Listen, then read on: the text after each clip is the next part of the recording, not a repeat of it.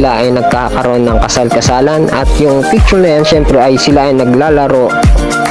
Ayan, at nakakatuwang makita ang happy moments ng dalawa habang naglalaro. At meron silang mga bulagaan moments sa moment na yan, kaya huwag nating palampasin ang Jowa Challenge, mga kabunso at mga kakyutan. At ito naman yung part na nag-exercise na si Migs at sinabayan naman ng ating mahal. At may mga nakakatuwang last part dito kung saan si mahal ay inaabot si Migs, kaya makikita nyo kung gaano ka-sweet ang dalawa sa moments ng Jowa Challenge.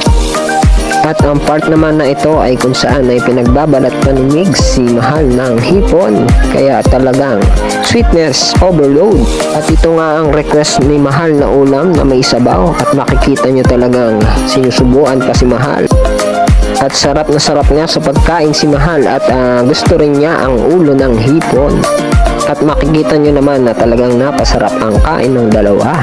At ito namang last part na kung saan sila ay pareho ng nasa kama, na nagbigay sila ng mga ilang advice para sa mga mag-girlfriend and boyfriend sa Jowa Challenge na vlog na ito, na makikita nyo ang pagiging makadiyos ng ating Migs Molino, na sinabi niya na dapat unahin lagi ang nasa taas, at totoo naman talaga ito.